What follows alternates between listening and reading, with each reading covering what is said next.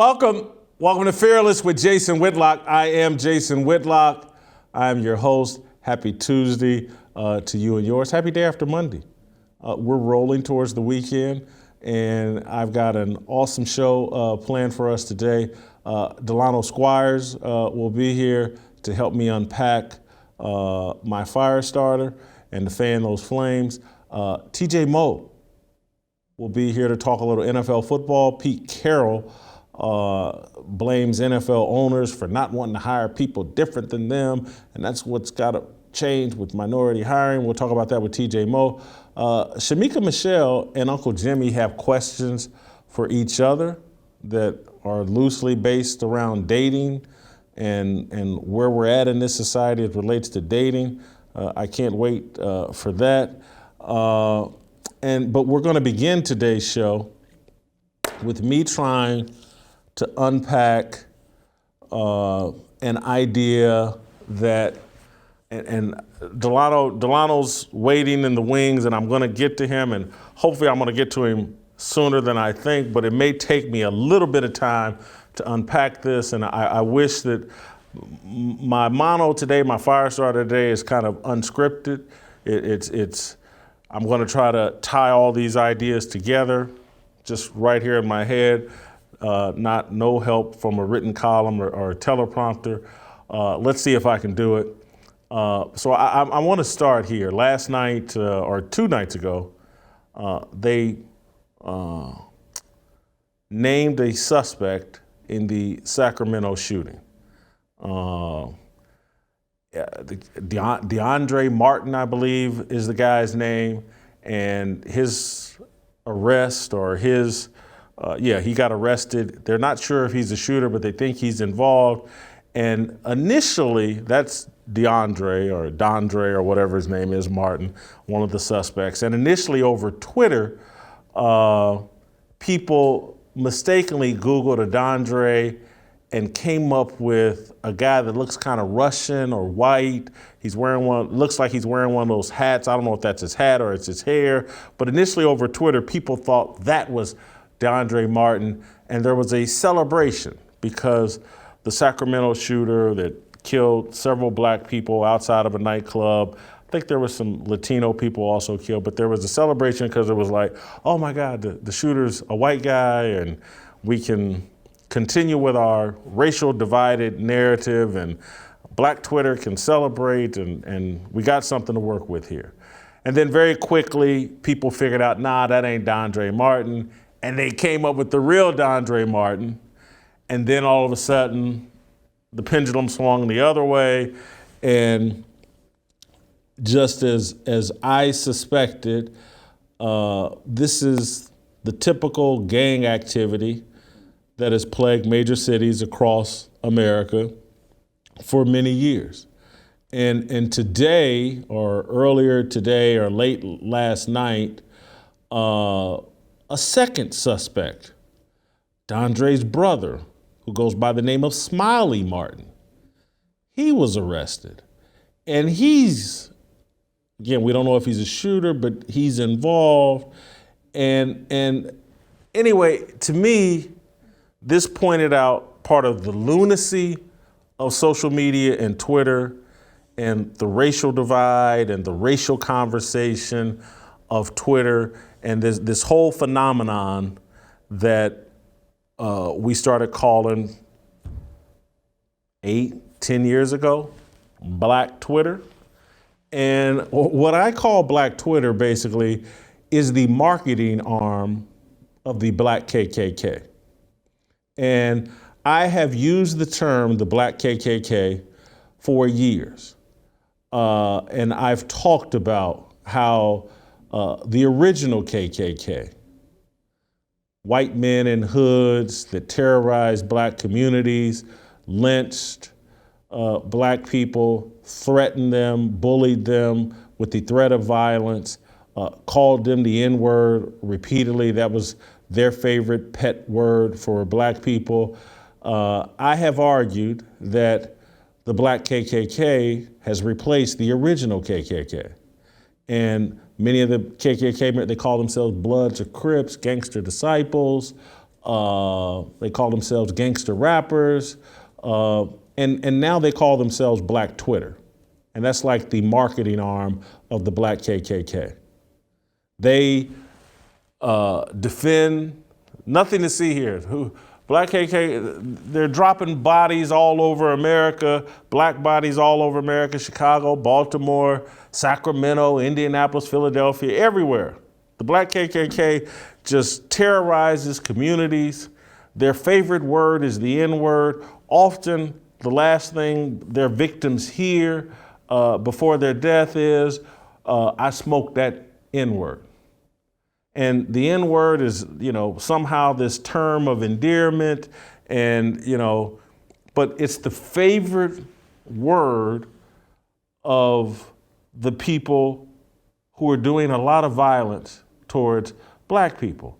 And so I started using this term, I think in 2006, 2007, and it may have had something to do, if my memory serves me right, when Sean Taylor, the Washington Redskins football great, was killed in his home.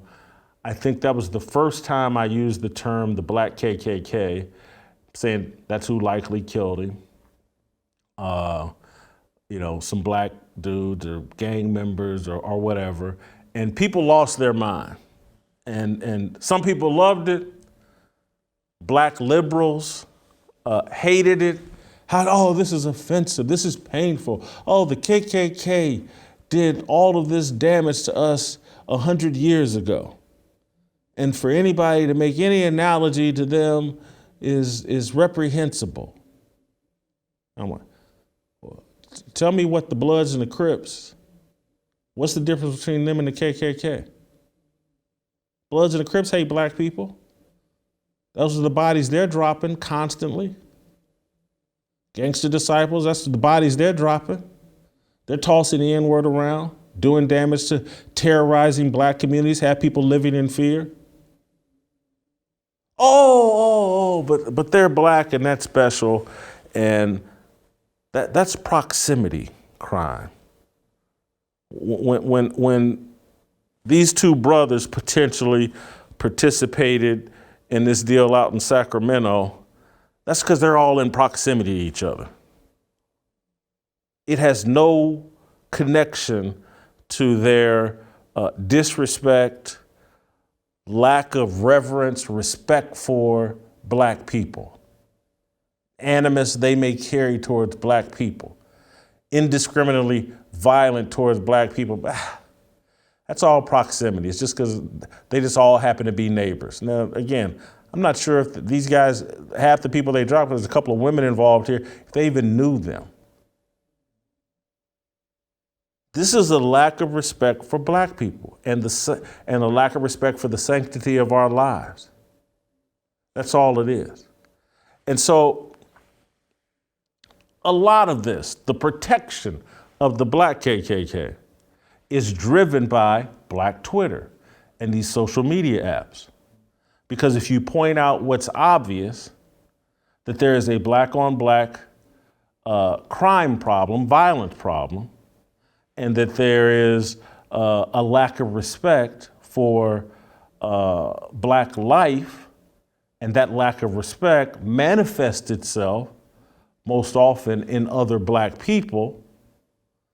Oh, Twitter goes off on you're a sellout, you're racist, you don't want to talk about white people and white supremacy. I don't live in fear of the KKK.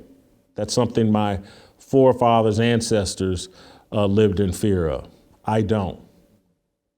I don't live in fear of the Bloods and the Crips, but there's a far more likely chance of them doing harm to me than the Proud Boys or anybody else. But I want to connect this all to social media and particularly Twitter, because there's this celebration going on in conservative circles that Elon Musk has bought a substantial stake in Twitter, and Elon Musk believes in free speech, and Twitter's about to change because Elon Musk, I believe, owns 9%. He bought a $3 billion stake. He's the biggest shareholder, I think, now in Twitter. And now he's maybe chairman of the board, or he's got some position on the board, a seat on the board. And Twitter's about to change. Elon Musk is going to change it. He is a believer in free speech. He's an independent thinker. And look, there's Twitter's employees upset that Elon Musk bought this large stake, and they're quitting and they're upset. And Twitter's going to change, and things are going to be better. I don't buy any of that. And that's hats off to Elon Musk for buying Twitter. I wish him well, and I hope to be proven wrong with what I'm about to say. But I don't think Twitter is about to undergo some metamorphosis, some change that's going to have any impact on the problems we have going on in modern America today. Twitter has done its job. The reason why, in my opinion, this is just my opinion, the reason why Elon Musk was able to buy such a large chunk of it is because Twitter is over. Its job, mission accomplished. That's why Jack Dorsey exited several months ago and handed it over to someone else, is because his invention that he and others founded had done its job. It has completely and totally racially polarized America. It has empowered the left. It has empowered and amplified the voices of the LGBTQ, the transphobic community. It has empowered and amplified and allowed the left to seize power in the places where it wanted to seize power. Twitter has no more to offer the far left. And Twitter isn't just like the N-word. Twitter's not going to be remade into something that actually is a force for good. You understand what I'm saying? Twitter has when's the last time Twitter has made a star? That's what Twitter used to be, the platform where people like Sean King were installed as influencers. People like DeRay McKesson from Black Lives Matter, Sean King from Black Lives Matter. Sean King got to pretend to be black on Twitter and built a platform on Twitter. Twitter doesn't do that anymore. Twitter doesn't make stars anymore. Twitter doesn't create influencers anymore. TikTok does. Instagram does. You guys have heard me reference Kevin Samuels. That dude has virtually no imprint on Twitter, but he's a mega star on YouTube and on Instagram. Kwame Brown from a few months ago. That's a total YouTube, Instagram phenomenon. Twitter does not make stars anymore. Its influence is over and dead, and Elon Musk isn't going to resuscitate it. Critter created little satanic influencers like Sean King, DeRay McKesson, and others. And now those guys have gone off and started little charity groups and organizations. Twitter made the three lesbians that founded Black Lives Matter. That was a Twitter hashtag. Empowered them. They've all bought mansions now. They all sit on boards of charities. They all speak. They're all on the college campus speaking circuit.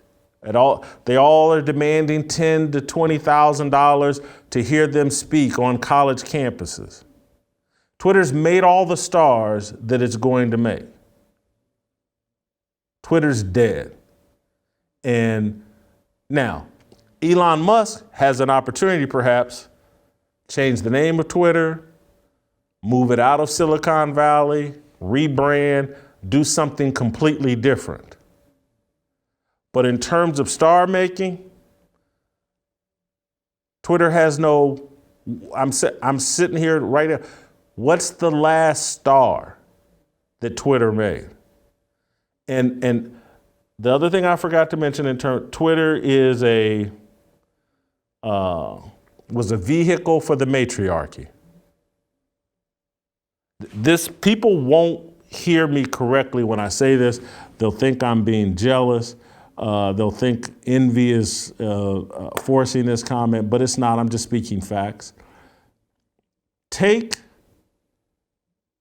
Twitter's support of Candace Owens' brand. That's intentional. Many other conservatives have been shadow banned, silenced, not allowed to grow. But somehow the strongest voice on Twitter, particularly on the racial lines, happens to be a black woman. This is the matriarchy. This is the diminishing of men and installing of women in places of influence and power. Twitter has done its job. It has created. I'm not taking a dump on Candace. No problem with her Blexit movement. No problem with her show on the Daily Wire. But she's not a leader. She's not someone who's going to be able to stand toe to toe and really take on the people and the energy that's undermining and destroying this country. Not taking a dump on her, but she's a secular leader. I do not hear her talking about God and what's really going on here in America and across the globe. The secular movement, the godless movement, the satanic movement. I'm not saying she's in on it with them.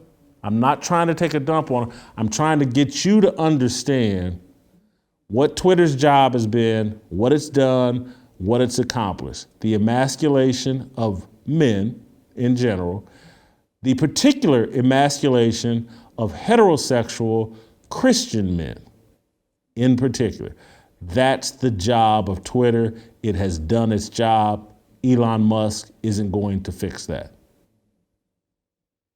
It has racially divided us. It has made us evaluate every criminal situation based on skin color.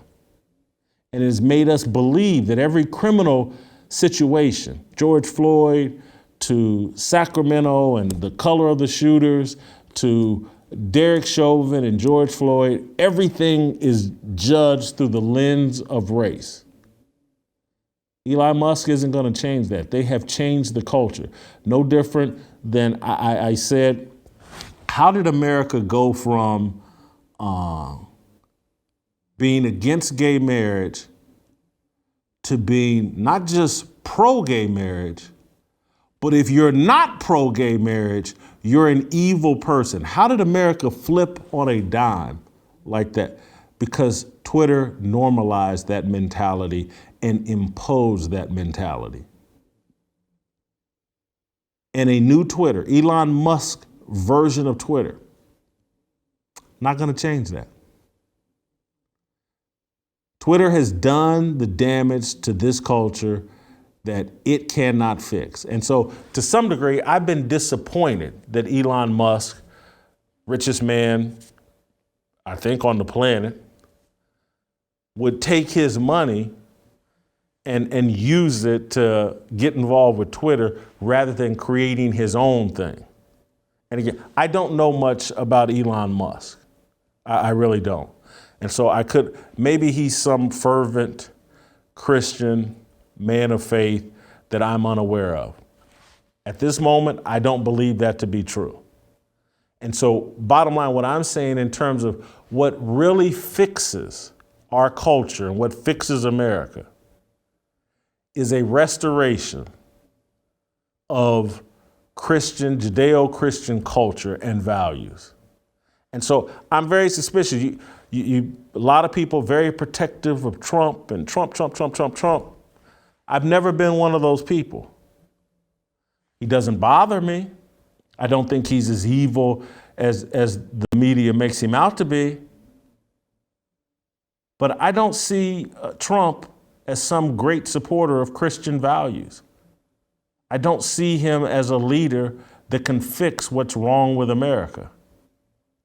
He can perhaps put a finger in the dam that's broken, and I get why people like and respect him. And again, I'm not trying to take a major dump on him, just like I'm not trying to take a dump on Candace Owens.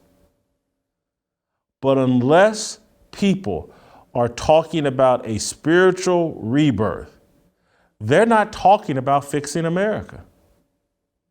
They're talking about gaining power for the politics that they believe in. America has a spiritual rot that must be addressed. Twitter is the most secular place, the most secular environment, the most secular culture I have ever seen. And maybe I haven't looked around. They say Facebook is just as bad. I don't have Facebook. But I hope I have unpacked my thoughts properly. And Delano, I'm sorry for keeping you waiting for so long. I'm going to start here. Do you think Elon Musk acquiring a major stake in Twitter, is that something we should be celebrating and thinking it's going to impact the culture? Hey, Jason, I think to the extent that Elon Musk values free speech and the First Amendment more than the current leadership structure of Twitter, it could move us in the right direction. Sometimes I'll paraphrasing Frederick Douglass, I'll describe myself as a 4-box conservative, right? Douglass had 3 boxes: the ballot box, the jury box, and the cartridge box. I like to add a 4th box, which is the soapbox. And Twitter has become that soapbox for our entire culture and really globally. So if Elon Musk can use his influence as a shareholder of Twitter to truly democratize the public square on the platform, that could be something that ultimately helps push the culture forward. It could be one small move, but that in itself is important because, again, we saw before the 2020 election how the New York Post had a story spike that could have been seen as critical, of then candidate Joe Biden. And then I think within the last week or so, the Washington Post, the New York Times have all had to come back and say, yes, everything that the Post story said, we were able to verify, right? So it's clear that that was a move, a political move to crush dissent and free speech in the service of one particular candidate. And I think I've heard the current CEO of Twitter talk about, curating the space. They always use this fuzzy language, but really what it means is shutting down any type of conversation that we don't like. And obviously in 2020, that was political. Now, as you very well know, if you repeat or adhere to biological reality when it comes to Rachel Levine or Leah Thomas or Laverne Cox or any other male who identifies as a woman, then you also could be banned by Twitter, such as the case with Babylon Bee. So if Elon Musk can even change that, where we can actually have free, open, robust discussion, then I think that would be a net benefit. But that, remains to be seen. I get, what do you think of my contention that Twitter no longer makes any stars? That actually has moved to TikTok, it's moved to Instagram.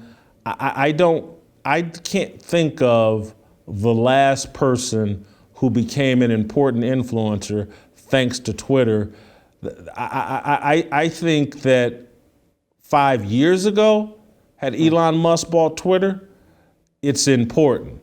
I think he's buying it now when its credibility and ability to create stars, to create influencers, to influence culture has been tremendously weakened by, everybody has figured out what Twitter is. It's a rigged algorithm.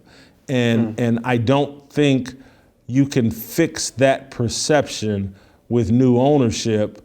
I just don't, I think people's habits are changing. I would suspect that Twitter's growth, new users, has really, really slowed. All these little 60-second, again, Twitter's 280 characters now, and we've all been dumbed down enough that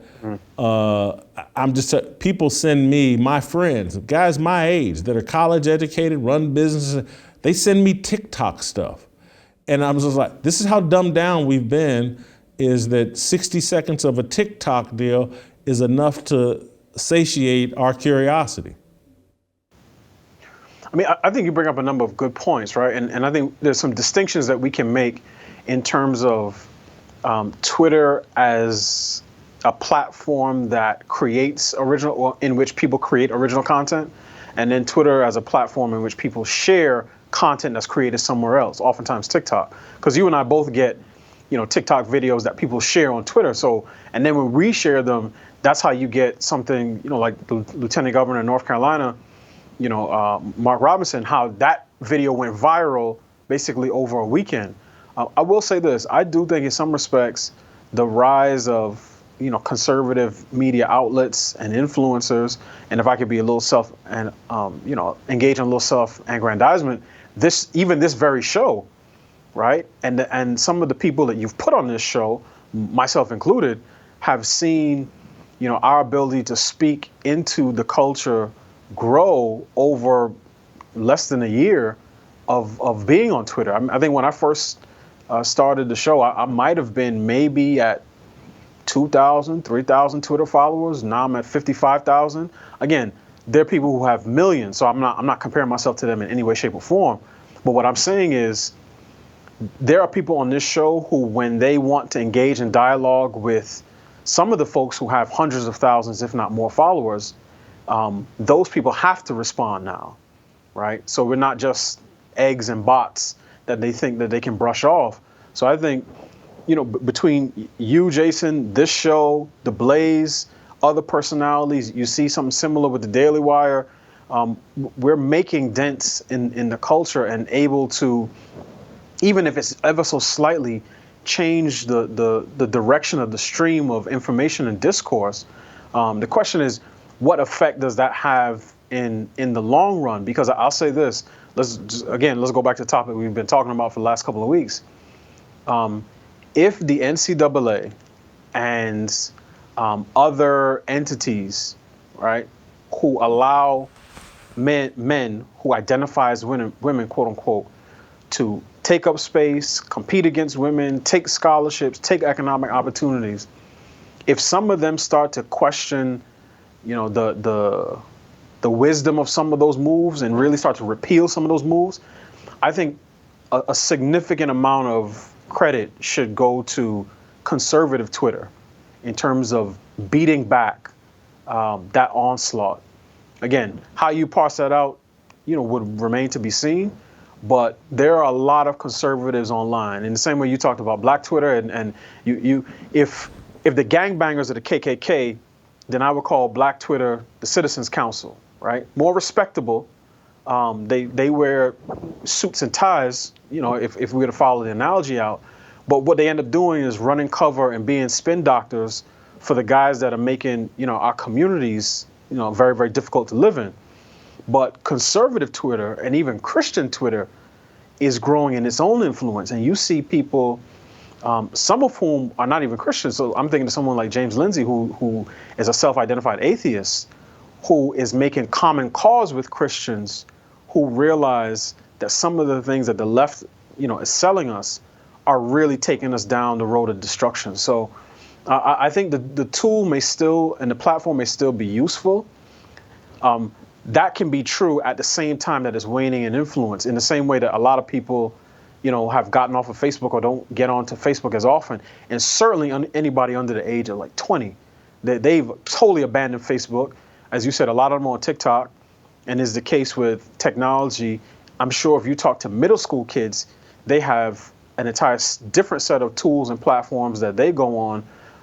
But I think a platform can be relevant, but still dwindling in influence at the same time.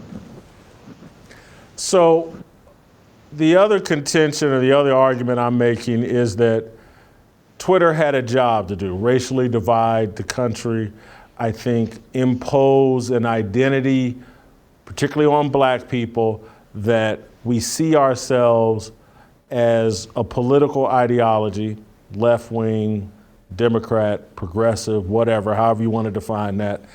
And I think it's going to be difficult for us to untether ourselves from that brainwashing that our influencers, from LeBron James to Angela Rye to Roland Martin to all these guys have gathered up enough steam through Twitter to convince black people that the way to express your blackness is either by saying the N-word or by espousing every left-wing policy all the way down to LGBTQIA plus loyalty and allyship.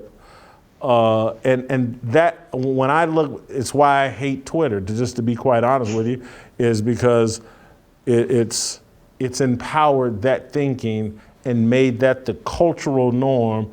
And we're like the only group that has no real freedom of thought.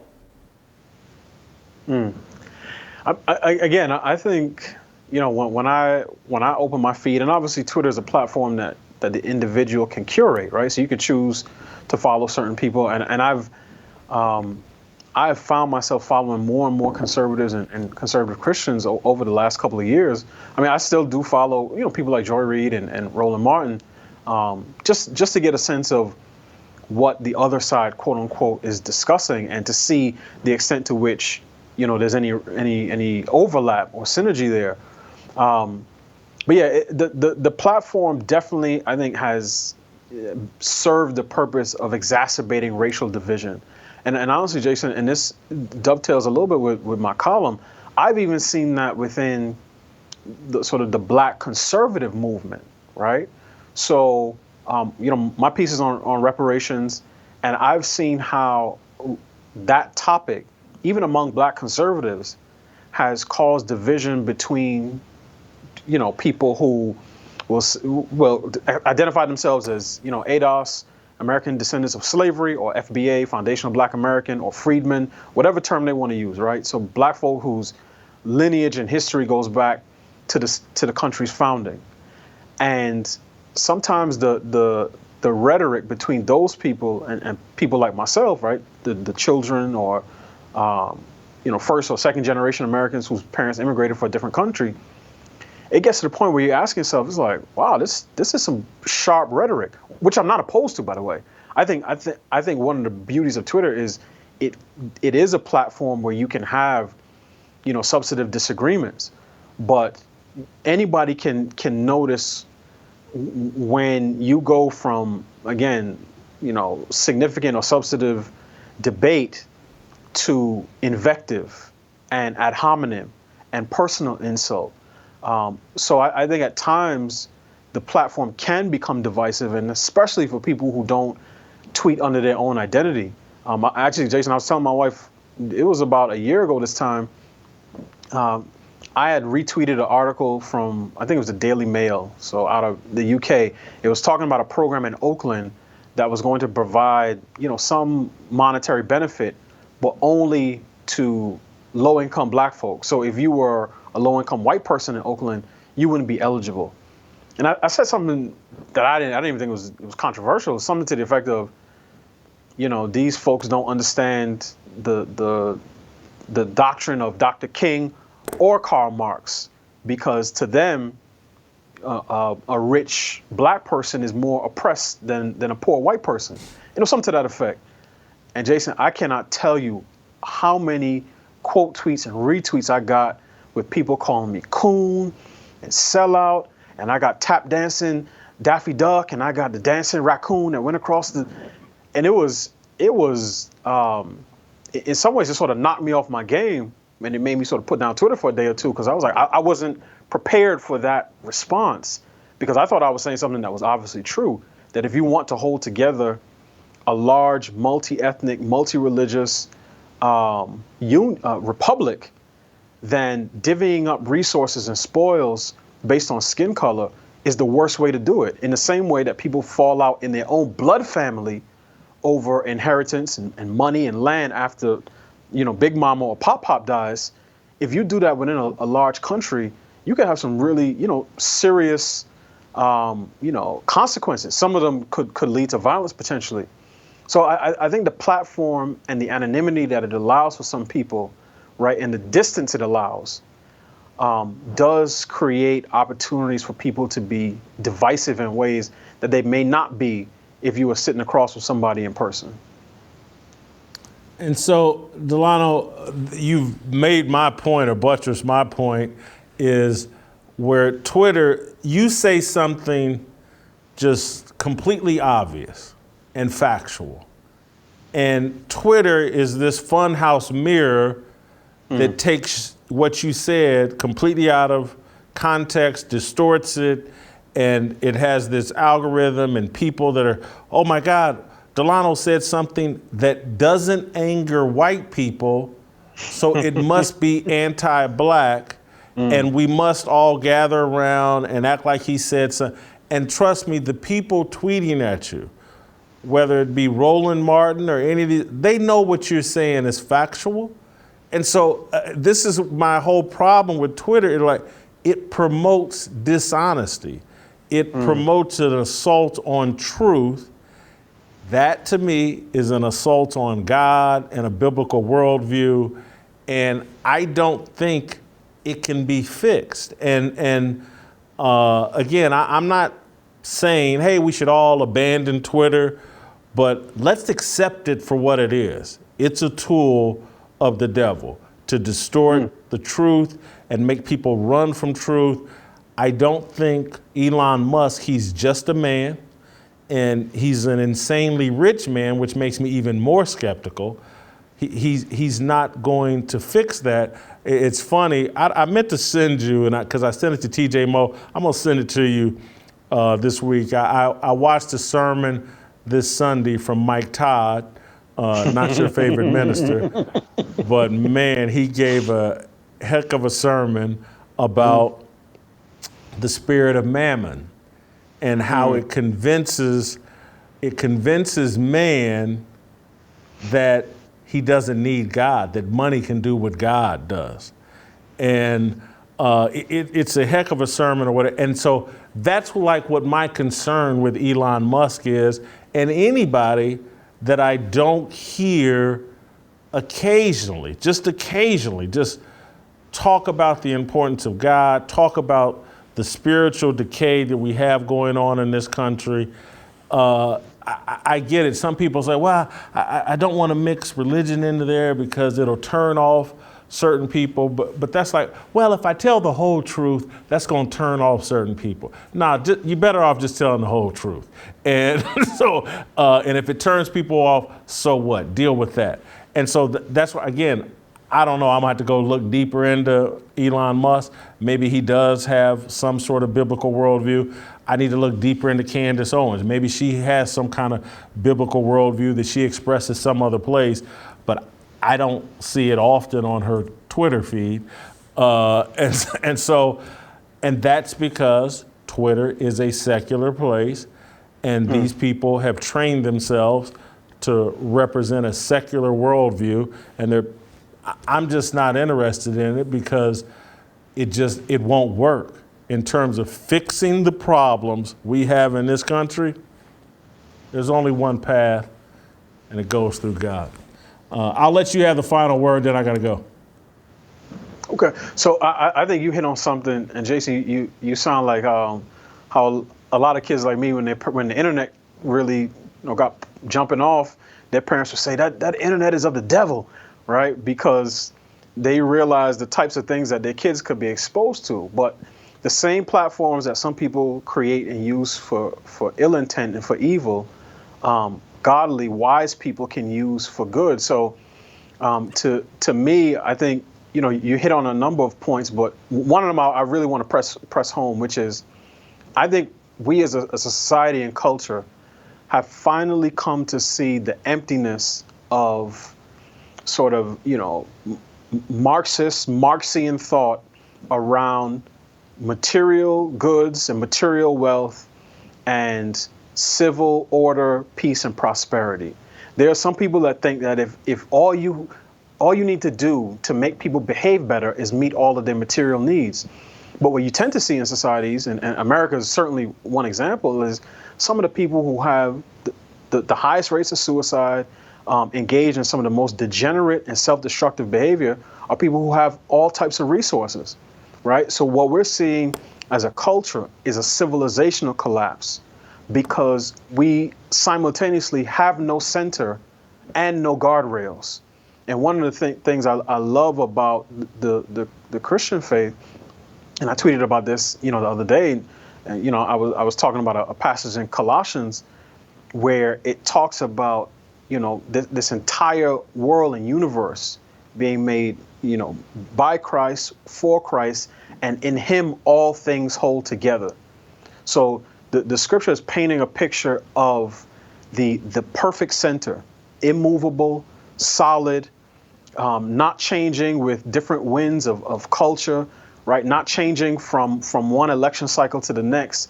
And it talks about guardrails so that even if you move slightly from, a little to the left, a little to the right, you won't spin out of control. Because what we have now as a society, think of it like a wheel, Jason, right? We have no hub and we have no rim. So the spokes just fly all over the place. Every time you try to turn the wheel, the spokes fly off.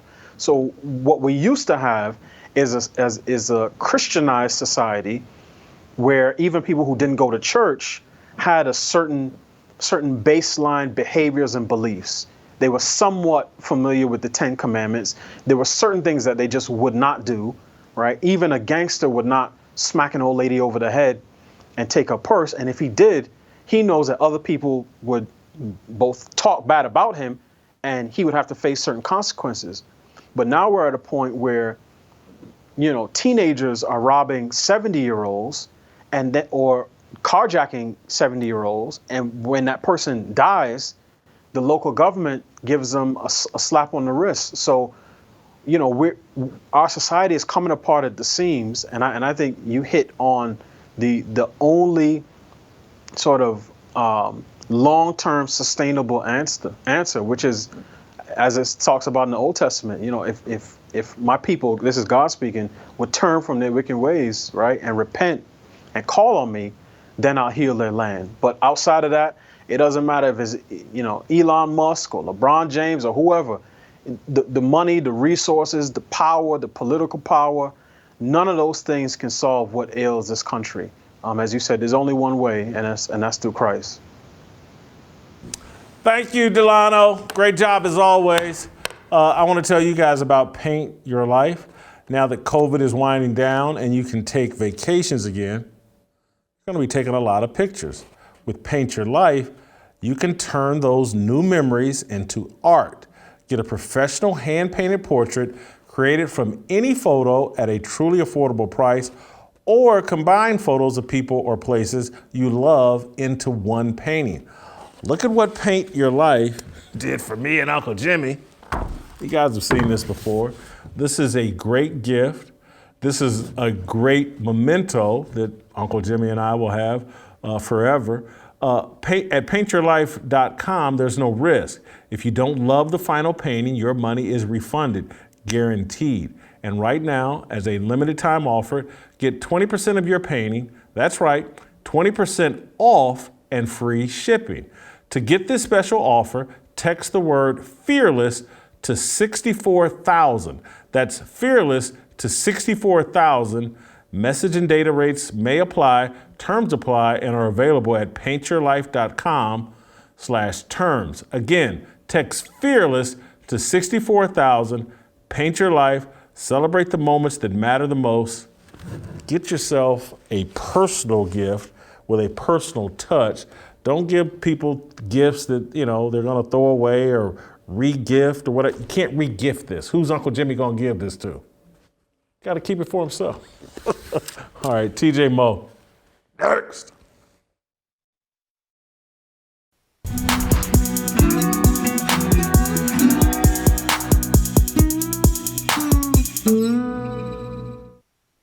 All right, welcome back. We're going to roll out to Missouri and bring in TJ Moe and talk some NFL National Football League with TJ. First, let me take a second to set up this topic. Pete Carroll, the head coach, longtime head coach of the Seattle Seahawks, at the owners' meeting, not in front of the owners, but in front of head coaches and general managers. ESPN is reporting that Pete Carroll slapped on the owners about over minority hiring of coaches. And so I want to read some of this just to give you a little context and setup before we bring in TJ and before I start firing off my opinions. Seattle Seahawks coach Pete Carroll called out NFL owners during the league's meetings last week in Florida, saying the hiring of minority candidates won't improve until owners accept that there are candidates out there different than themselves, a source told ESPN's Adam Schefter on Monday. Then they quote from a source, "He just went off," a source told Schefter. He was saying you can do anything, but until owners get to know these candidates before the actual interviews and understand that they have to hire people who are different than them, it's not going to really change. So this is Pete Carroll virtue signaling in a meeting with coaches and general managers. And, basically, it ain't me, guys. It's the owners. It's not us. It's not the general managers and us head coaches. It's the owners. They're the bad guys. And there have been some owners push back and say, hey, man, who you head coaches develop on your staff a lot of times determine who we hire as head coaches. And so Pete Carroll, I don't believe, and again, the NFL has this craze now because they're paying quarterbacks so much money. They want head coaches who have a relationship with the quarterback and can be instrumental in the development of quarterbacks. And so guess what? Pete Carroll, despite all his years as a head coach, he hasn't hired a black offensive coordinator. He hasn't developed a black offensive coordinator. He's had some black defensive coordinators. I can remember Ken Norton Jr. being one of them, but nothing on the offensive side. And I want just let's remove the racial element from this because clearly I think Pete Carroll's been out in Seattle too long. He's bringing his Seattle values and wokeness to these meetings, and he may be the source that Adam Schefter is quoting here, or his agent may be the source. As Pete Carroll shores up his resume, because again, with Russell Wilson gone and no prospects of finding a replacement quarterback as good as Russell Wilson, Pete Carroll's in his 70s. He's at the end of his coaching career. He's not going to be doing a lot of winning at this level they were doing with Russell Wilson. And so it doesn't shock me that he now is going over the top with the wokeness based on geography. He works for the Seattle Seahawks. Seattle's one of the wokest, most liberal cities in all of America, but also based on where his career is at. He's not going to be known for winning over these next 2 or 3 years, likely. He wants to be known as the white coach that fought for opportunities for black coaches. He wants to be the guy. I'm the guy, and I fully expect he'll be the guy that brings in Colin Kaepernick after Kaepernick has been out of the league for 5 or 6 years. Nothing Pete Carroll does over the next 2 or 3 years will have anything to do with winning. It will have everything to do with brand building for Pete Carroll. And that's what he's doing here. And he's just dead wrong. And I'll say this. I think NFL owners have proven they'll hire anybody to help them win football games. They'll go out and get Greg Hardy after he was involved in a domestic violence issue, and they'll pay him a lot of money and put him on the field. The Cleveland Browns just mortgaged their entire future, traded away virtually everything to get Deshaun Watson, who has 22 sexual allegations hanging over his head. Deshaun Watson is black. The Cleveland Browns just pulled off a Herschel Walker type trade to go out and get Deshaun Watson despite 22 allegations of sexual misconduct, sexual assault, sexual harassment hanging over his head. That's Jimmy Haslam. And maybe he's racist. Maybe he's a flaming bigot and just gave Deshaun Watson the richest contract per year, I think, in NFL history. Jimmy Haslam, all in on a black quarterback with all this hanging over his head, made him the highest paid NFL employee, maybe with the exception of Roger Goodell, or maybe even more than Roger Goodell. But he's a bigot, and all these other NFL owners are bigots as well, because they just don't want to hire people different than them. And this whole narrative that they have to is a joke. And I'm not talking about race there, because I don't think these owners, I don't think there's any proof, given the makeup of NFL rosters in 2022, I don't think there's any substantial, credible proof that they care what color the employees are that help them win football games. There's no proof. You can't argue it based off of who they're paying and the amount they're paying. And so what Pete Carroll is arguing is, hey, you got to hire people who think differently than you. And no, you don't. Not in America. And we see it. Do you think MSNBC is out hiring people who think differently than them? Do you think CNN is out hiring people who think differently than them? Do you think my father, who ran a small tavern in the inner city of Indianapolis for 40, 50 years, do you think he was out hunting for employees who thought differently than him? Oh, you know what? I need the person who manages my club and counts the money when I'm not there. You know what? I need him to think differently than me. I got to get comfortable with that. That's not what my father did. His brother was his manager and number 2 man, my uncle, Kenneth. He got someone who thought like him, who reflected his values. Anybody that's ever run a business and had to hire leaderships, positions, they tend to go out and get people who reflect their values and think like them. And so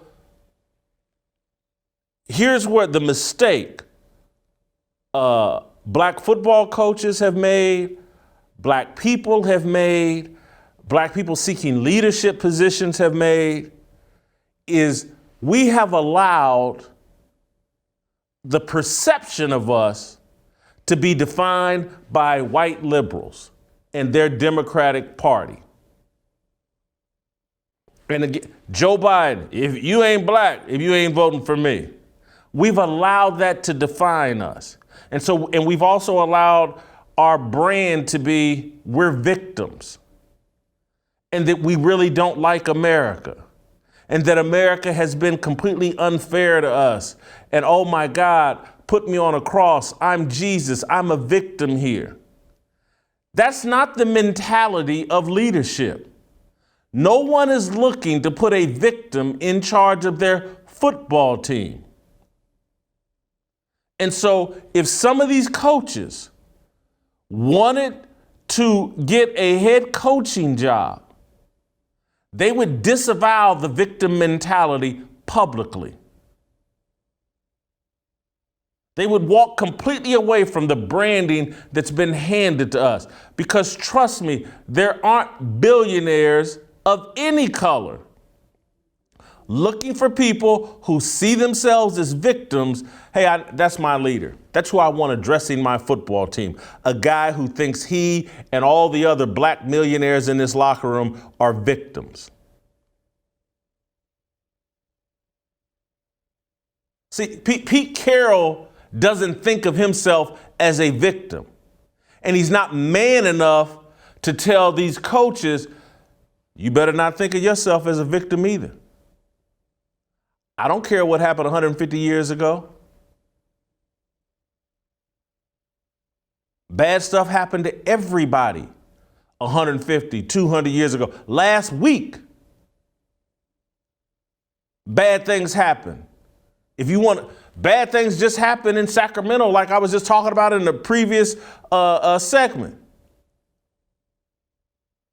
But this whole belief that, oh yeah, NFL owners, with your $1 billion, you need to pay somebody $5 or $6 million to lead your football team who thinks you're racist, who thinks America's evil, who thinks Colin Kaepernick is a hero, and who thinks all black people are victims. Yeah, that's who you need to install as your leader.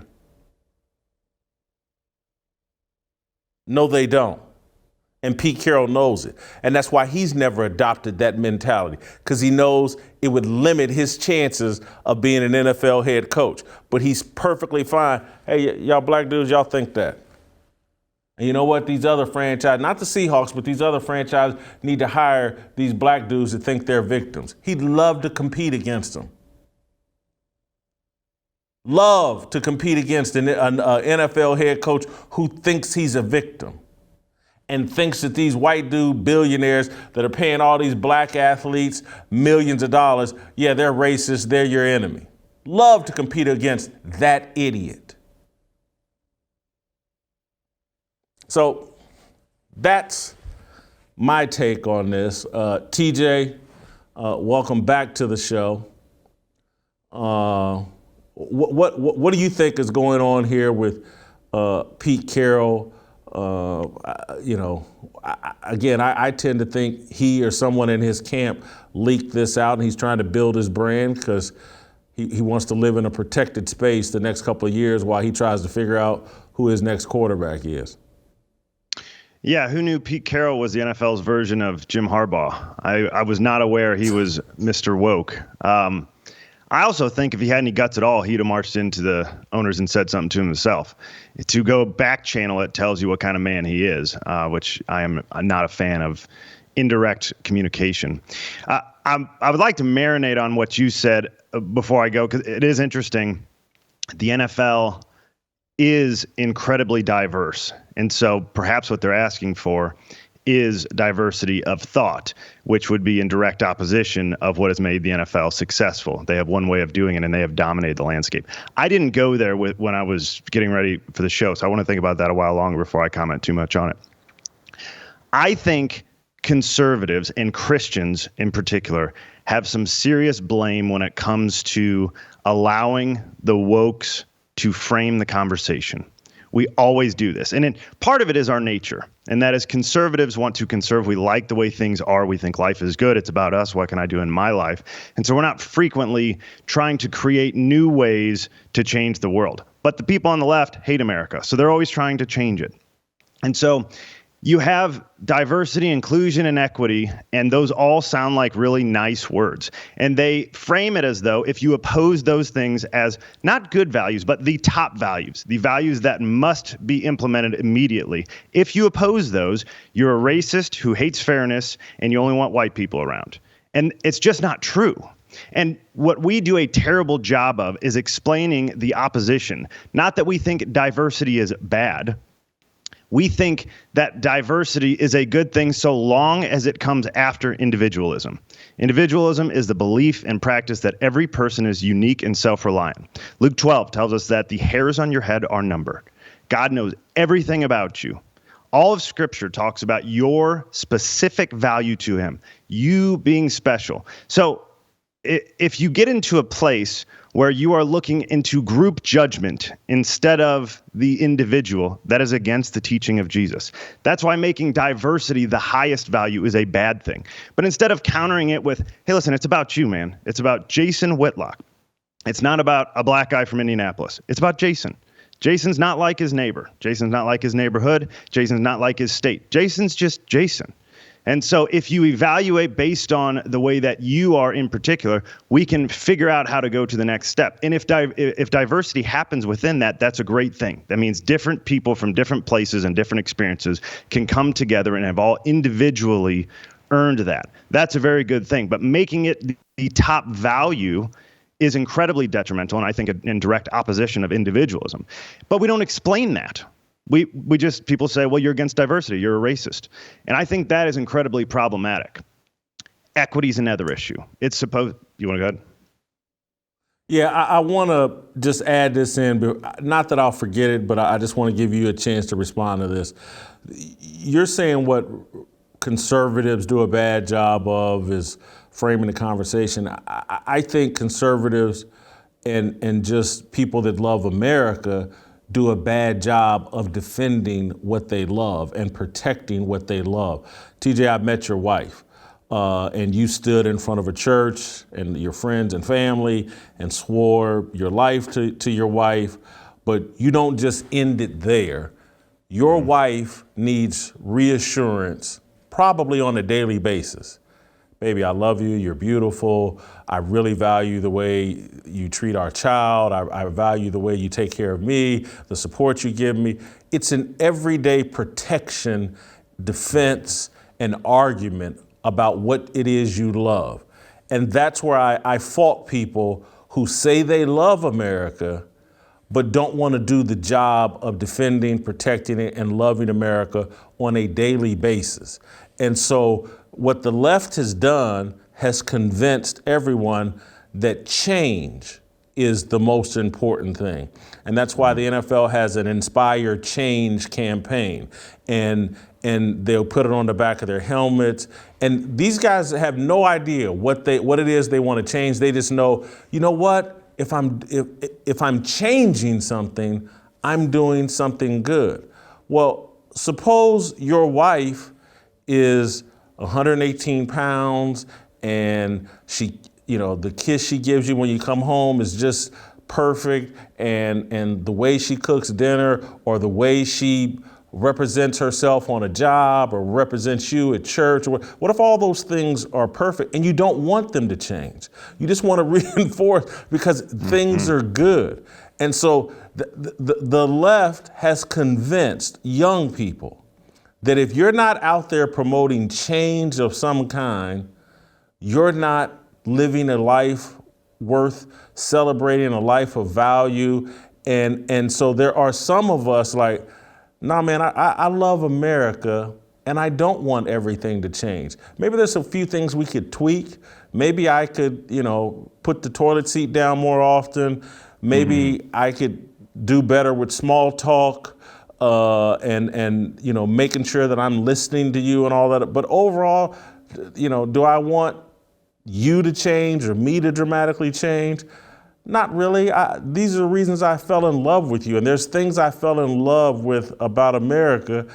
And I'm looking at the left, convince everybody, well, we got to change all of that because those guys that founded this country are terrible people. And I'm looking at the NFL. If these idiot players would protect something that has been very good to them, made millionaires of many, many people who aren't very smart, to be quite frank. And because again, I used to be one of them. I was not very smart when I was an athlete. I had to put a lot of work in after college to catch up. But they've, football allowed me to transform my entire life and many members of my family's life. And so I don't want football to change. And I don't have a problem, not that they're perfect, but I don't have a problem with the leadership of football. It's been very, very good to me and many of my friends. And so there's an entitlement that has overtaken people, that no matter how good football and or America has been good to them, ain't been good enough. If football wasn't racist, instead of 20 million, I would have made 25 million. That's literally the mentality. And so now I've interrupted you. Go back to your point. No, it's good. This is why I'm such a huge fan of Governor DeSantis, because he explains his thoughts quite well. He's very articulate. And what he does is he moves forward with his values with no shame whatsoever. And he says, you're the problem, not America. If you got problems here, you figure you out. And you got the best chance of doing that. Instead of trying to change all of civilization, you need to look at you. And this is, again, I wanted to go through DIE a little bit here, because each of these things individually has become a massive problem for America. And we've been convinced that they're good things. Equity is supposed to mean fairness. And if that's what they actually meant, we could agree on that. But fairness has different levels. And what they mean is equal outcome based on race in particular, which isn't fair at all. In what world is race the proper qualification for determining outcome? Equity cannot be applied on a social level. It can only be applied on an individual basis, because all of us have different gifts, IQ, work ethic, attitude, set of values that would lead us to those outcomes. And so instead of equity, we should be preaching opportunity, which we used to do. We've moved away from that. Opportunity is not enough. It's still not equal. Equal outcome should never be the goal. It is actually a reprehensible goal to have, because what you're saying is that everybody is exactly the same and nobody has any gifts. And that's just not the way the world is. The world shouldn't be that way. If it was, God would have made us that way. Everybody has their own gift and thing to offer in different places. So that, to me, we've not explained that. We've not explained that, hey, instead of mandating the opportunity, mandating the equal outcome, let's figure out where the deficiencies are, if it happens to be in an individual or an entire group, and help improve the deficiencies so that they can have the outcome that they desire, if they're willing to work for it. Not mandating the outcome because people can't figure it out. That is a problem. And we haven't been able to explain that. We just go along with, well, that's equity. Equity is good. And you saw how the left did it. They went from equality to equity really quick. And the word sounds a lot alike. So nice little sleight of hand. But equity is nothing like equality. Equality, we talk about opportunity, but equity is all about outcome. And that is incredibly problematic. The last one is inclusion. And we've talked a little bit about this, but I thought more about it since the Will Smith thing. Inclusion is a word we all used on the playground, and it was like what your teachers told you to do. Hey, make sure you include those kids. Don't leave them out of tag. And so we've all sort of been programmed to think that inclusion is a good thing. But the real value in the world is in exclusivity. Will Smith's marriage is inclusive. How's that working out for him? You and Steve Kim talked about the NFL Hall of Fame several weeks ago. It's becoming too inclusive. It was once inarguably the very best of the best. Now it's so watered down, it's too inclusive. In fact, the exclusivity is what gave it its value in the first place. Christians should believe in exclusivity more than any other group of people in the world. It is the basis of our faith. John 14:6 says, I am the way, the truth, and the life. No one comes to the Father except through me. Pretty exclusive. Christianity in that way is definitionally exclusive. There's no way to do it. You and Jesus, that's all you got. So to go back to my start here, I think guys like Pete Carroll, who, look, maybe he spent too much time in Seattle. You know, he was in LA before that. He may be Mr. Woke, and that's fine. But if all of us did a better job actually explaining our values and not just saying, hey, we can't just value diversity as the highest value. That's crazy. Hey, everything can't be an equal outcome. Hey, exclusivity is a pretty good thing. We don't explain anything.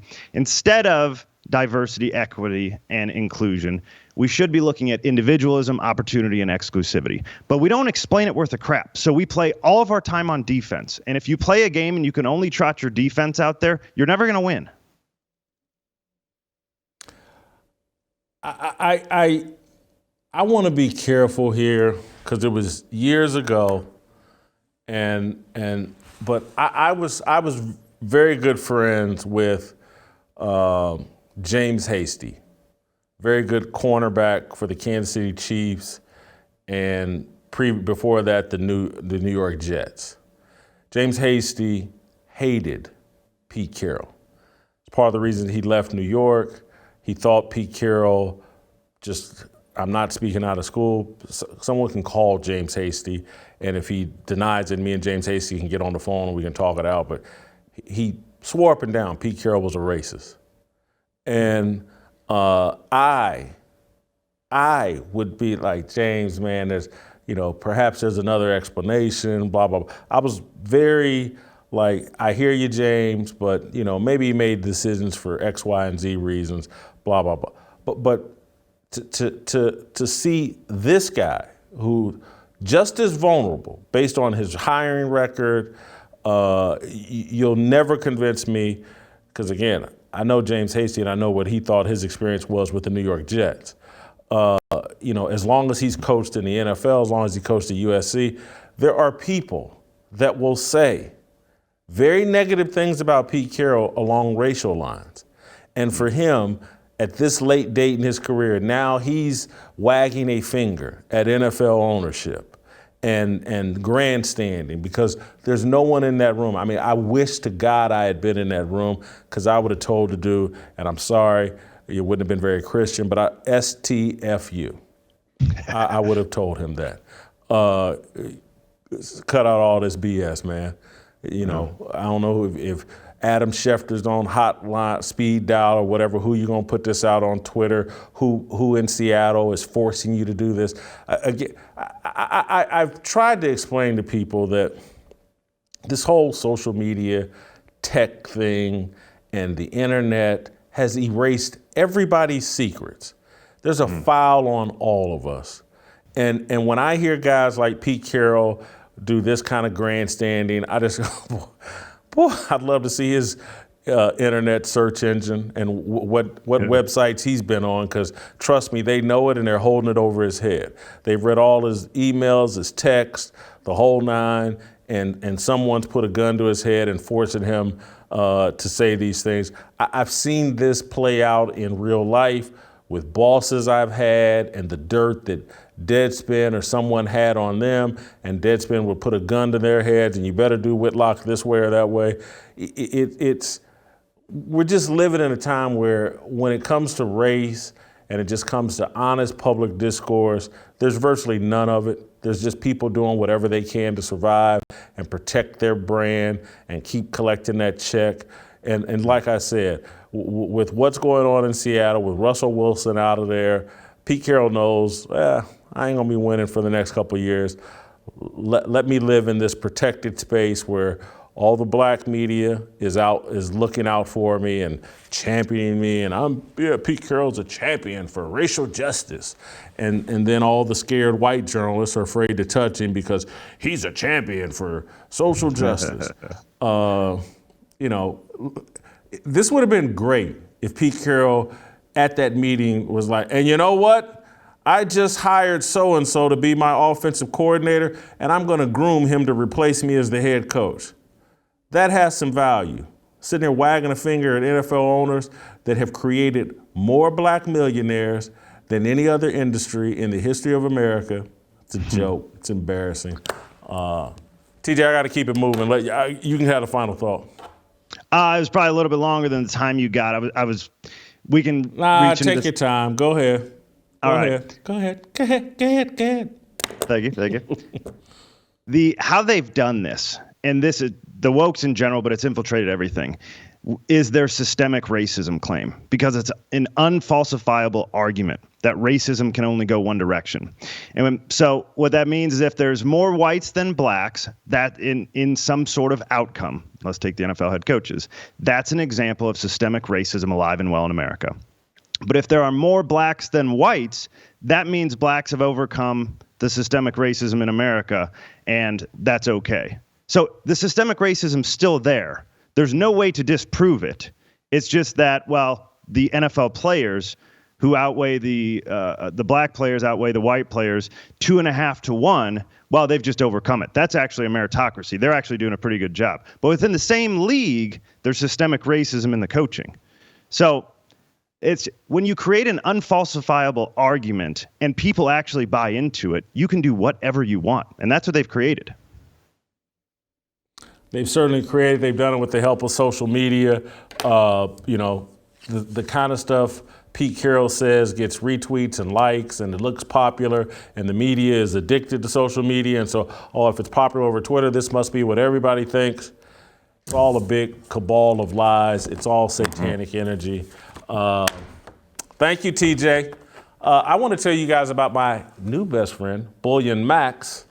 As inflation surpasses highs not seen in 40 years, the value of the dollar is decreasing with every passing day. You're paying more at the pump, the grocery store, for cars, for housing. Face it, your paper money is becoming worthless. Friends, the timing couldn't be any better for my new sponsor, Bullion Max. Bullion Max is a direct-to-consumer precious metals retailer that can help you diversify into gold and silver. It's a hedge against inflation. It's also security for your family in times of crisis. And here's why I love Bullion Max. They're owned by veterans in the precious metal space, offer some of the lowest prices on the internet, and they make it so easy to buy directly from their website. I want to help you get started, so I worked out a special offer with them just for you. Get Bullion Max's Silver Starter Kit at employee pricing. Just go to bullionmax.com/Jason. This kit includes 5 of the most desirable silver products to invest in, including a silver American Eagle and a silver Australian Kangaroo. This offer is limited to just 1 per household, so get yours now. Go to bullionmax.com/Jason right now. I screwed up because I meant to bring in the gold coin I bought last week from Bullion Max. And the process was so simple, and it fits my worldview and belief in, like, hey, we're in the most chaotic time in our lifetime. And this out of control inflation, my lack of complete trust with the big banks, I just want to invest in something I can hold in my hand, I can keep in a safe place, that I know will retain its value, gold and silver. And so this isn't something I'm suggesting to you. This is something I'm doing as well, and I want us to do it together. Again, this is about the Fearless Army mentality and mindset. We want to be self-sufficient. We want to be prepared in this time of chaos and uncertainty. Nothing better than having a piece of gold or silver that you own, or several pieces. I'm going to build out an entire collection. These are great gifts for my nieces and nephews. It's great comfort for me to have these things. Later this week, when I circle back to Bullion Max, I will have my gold coin that I just purchased last week here with me. I'll probably have a second piece as well. But this is something we can do together to protect ourselves. Bullion Max, BULLION Max, MAX.com/Jason. All right, Shemeka and Uncle Jimmy, next.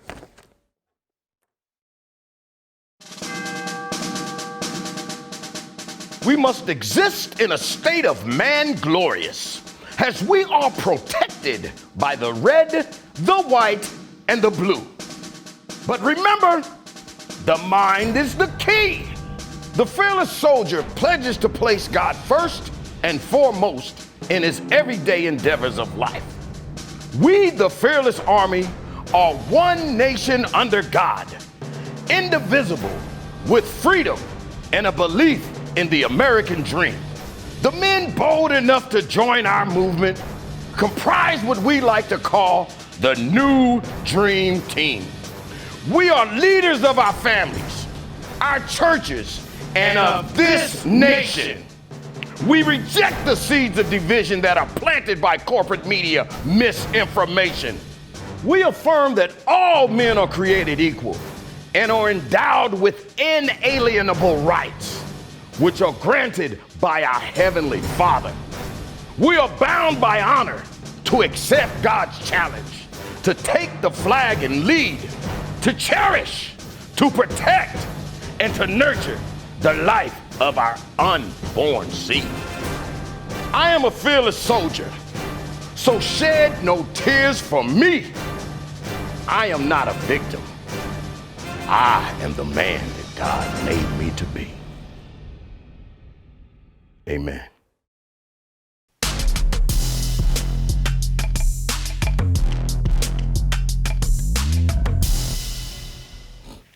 All right, welcome back. Time for my favorite part of the show. Get some Shemeka up in here, some Shemeka. What? How the hell you gonna let Shemeka take my favorite segment, which is me? You said it's me. Now all of a sudden, oh no, I had to get that to Shemeka. Well, look, we got the best of both worlds. You said you wanted Shemeka on because you told me this story this weekend about you and your granddaughter, and you wanted to run it by Shemeka. So, Shemeka, Uncle Jimmy has a question for you before you ask Uncle Jimmy a question. Well, Okay. I'm gonna tell you a story, Miss Mika. First of all, how are you? You look as lovely as ever. I would bring you an apple. You're looking like a school teacher. But anyway, I'm gonna tell you a little story, Miss Mika. I was in Kansas City last weekend, and anyway, this past weekend, my granddaughter went out to prom / winter formal. My 16-year-old granddaughter, she went to a prom. There she is right there. Look at that. Went to a prom / winter formal with her boyfriend. What's he doing with his hair? What boys do with their hair, Jason? That's what kids do with their hair. You got to stop acting so old. That's how kids wear their hair. Stop it. Go ahead. Furthermore, let me say this, because he's a good little kid. Honest to goodness, he's a good kid. His mama's a school teacher. I've been knowing the kid since he's been in kindergarten. He's a good kid. Okay, nonetheless, so I was good with her even going with this kid because I knew who the kid was. And so we're talking and we're going through I didn't get into the birds and the bees and all that, but what I did get into the conversation I had with her was they're going to dinner. And I said, okay, listen, baby, when you go to dinner, now if y'all have talked about this beforehand, meaning if, you've discussed who's going to pay for it, are you going Dutch? Are you paying for yours? Is he paying? And I said, now what you have to do is let him, when you go out to dinner, let him determine, you can determine what his budget is by asking him, so what are we eating? And he's going to say, hey, we're eating from this side. This is what, we can have. Now, I explained to her also, I went on to say, now, baby, we got another side of the menu. Now, you go on that menu, talking about I want some shrimps and I want some lobsters and whatnot. Don't do that. And so she immediately stopped me and said, now, Poppy, that's old fashioned.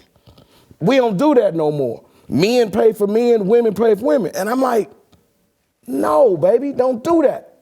Because I'm saying if this young man paid for the prom tickets, he bought the corsages, he's trying to be a young man.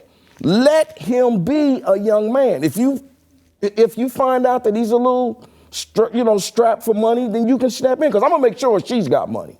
Okay, so she's gonna be all right no matter which way it happens. But let this young man be a man, because he really is trying to do it, before you cut him down because you've been told that that's not what women do. Shemeka, my question for you is, did I give my granddaughter the right advice, or is my granddaughter right? I'm getting old. I'm old fashioned. Well, I do think you're getting old, but I do think that you gave her the right advice. I don't like her. because we are told to train a child in the way they should go. So I do think that women should let men be men, but things have changed. And I wonder about this with my own children. You know, my youngest is 16, because I realize that they're going to expect certain things because of their father. Even when we go out to dinner now, whether it's for their birthday or some other family member's birthday, he picks up the tab. He still picks up my tab. And so I worry if we're teaching them wrong and if they're going to get out here with the way that things have changed, you know, because we are considered old fashioned, and be surprised and be shocked and be disappointed.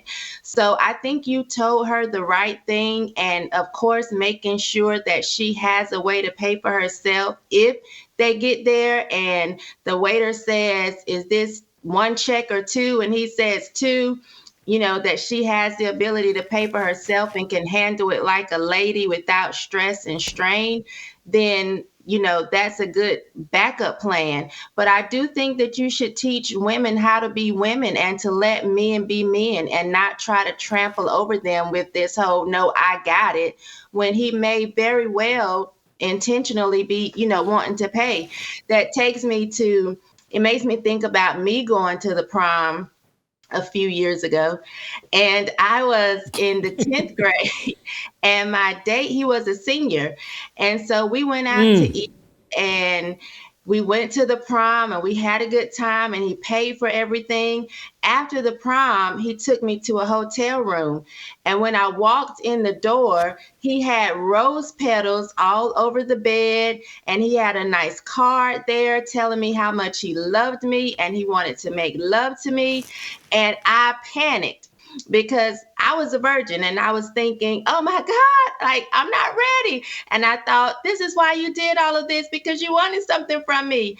And so I don't know, maybe your granddaughter is thinking, I don't want that type of obligation, you know? So I think there's a fine line, because even now as an adult woman, I won't go to dinner with a man unless I think something may come of it, like a relationship, or, you know, I don't just believe in going out to eat with somebody for free food.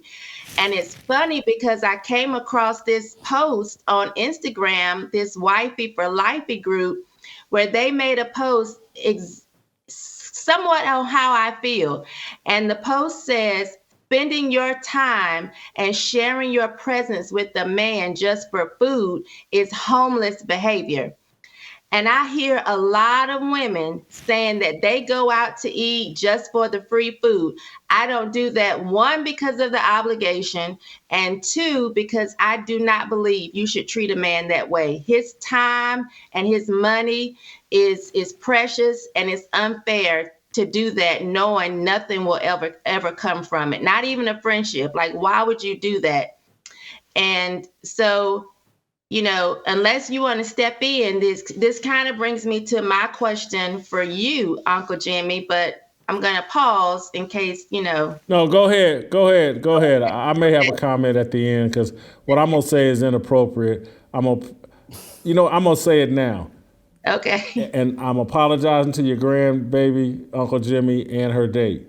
But, you know, when they go into the same beauty salon house, instead of one going to the barber shop and one going to the beauty shop, that's my issue. I And I apologize. I have no comment. He's a good kid. I apologize. It's just, that's what just throws me off now, man. It just, these kids and these dudes and their hair. Anyway, I done dirtied up the Hold on, but you notice most women like to shave the sides of their head. Come on, I'm sorry. Go ahead, Shemeka. I'm just saying. Go ahead with your question, Shemeka. Okay, Yeah. so this brings me to my question. As an adult woman, I've had men offer to fly me to see them. Different states, but not just the states, as far as Australia, Egypt, come out here and see me. And then they always say, you know, nothing has to happen. We can just, you know, we can stay together, but this isn't an obligation for sex. I never take them up on the offer because to me it feels like an obligation. And so I have the question to Uncle Jimmy. can a man and a woman stay in the same room, sleep in the same bed, lay beside each other with no expectation of sex, especially when you've flown her out there to see you? Let me answer first, Jim, while you collect your thoughts. I think it can happen depending on the man's age and the status of his Viagra prescription. If he depending on his age and no Viagra, yes, it can happen. It can be a totally platonic situation. Other than that, no. I agree with both of you completely.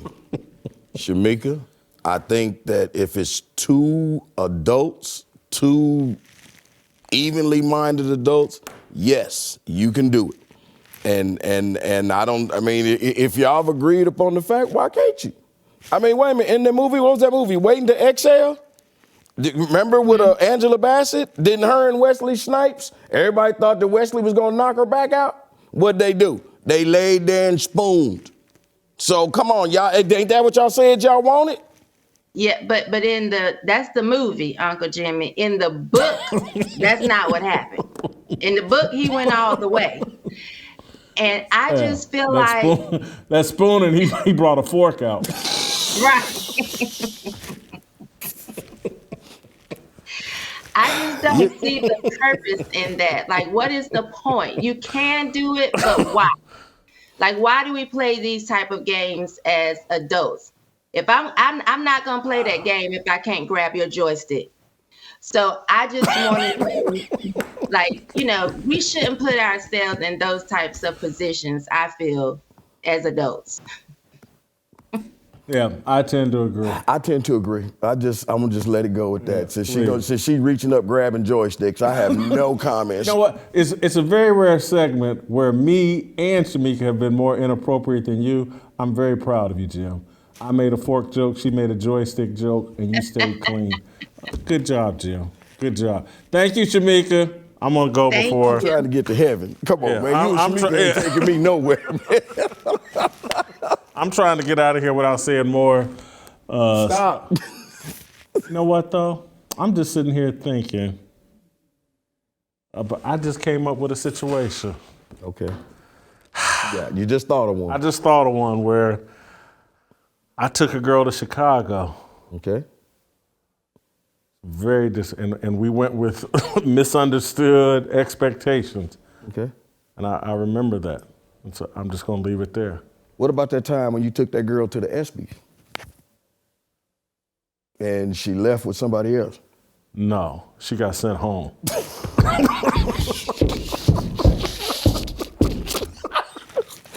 Wait a minute, y'all had an understanding about the misunderstanding? The nightmare scenario. I hope she's not watching. She's a very good friend of mine. And but more than one's done that to you, so they don't know which one it is. The ESPYs, I think. You ain't never did it again. I went to the ESPYs a few times. Anyway. Let's go, man. Let's go. You don't brought back names. All right, let me go to my approval rating for Elon Musk. You sweating like that preacher you was talking about yesterday. I really am. Look, the guy's the richest guy in the world. He's on his job, Tesla and all that other stuff. So I got to give him a 25 perfect score in job performance. I give him a 25. You just said it. The man's name is Elon freaking Musk. The man is worth $260 billion, Jason. A lot of people don't know this, man, but the man's going straight to hell. Jesus applied for a loan from this dude last year, and he turned Jesus down. He's going to hell. Come on, man. 25. Character, again, the Bible says it's easier to get a camel through the eye of a needle than for a rich man to see the kingdom of God. And so you can't have that much money and be high character, in my opinion. So I'll give him a 16. I give him a 25 for character. Man's been on South Park. He been on Rich and Marty. If you ask me as far as character goes, man, this man is an illegal alien. This man is a white African, and he's undocumented. That man has no papers to say he's supposed to be in this country. This man reminds me of what's that dude's name that owns Facebook? Mark Zuckerberg? Yeah. Joel Osteen? All of these people, they aliens. Look at them, Jason. Just look at them. They aliens. They ain't from here. That's why they got so much money, man. I'm not falling for the okie doke. Come on, man. That's what I'm telling you. They true characters. I'm sorry. Authenticity, kind of the same lane. There's just too much money to be authentic. He's all over Twitter and social media. So I'm right down the middle. I gave him a 12 in authenticity. Jason, the man is a rich, white African. Something ain't right, man. I just, something's wrong, man. I just don't know. Something ain't right. So I got to give him a 0. I'll figure that out, man. All right, and it factor, I think he certainly has it. I mean, he's probably one of the most popular people on social media. People are attracted to his thoughts, his ideas, his boldness. So I give him a 24 in it. I give him 25. We both saying the same reasons. I mean, we both in the same lane. How are you gonna talk bad about a man that got $260 billion? This man can buy a world. So it ain't nothing for him to buy a soul, okay? You understand what I'm saying? Hey man, I'm just telling you, I get worried when one person has this much power, because that's called a monopoly, man. America's not set up to be ran like that, man. I don't like it. I don't like it at all, man. And as a matter of fact, let me tell you this, because about Elon Musk, I looked this guy up. And this is the thing about him that bothers me a little bit, because he says things like, I don't want to be political. But then this dude just put out a tweet that said, we are not here to mourn the life of the unborn, to mourn the life of the unborn? Come on now, what does that mean? See, there you go. All right, I got him at a smoke show, a 77. You've got him at a grease fire, 75. Hey, if he'd have dropped me $1 million, I'd took his score up a little bit, but.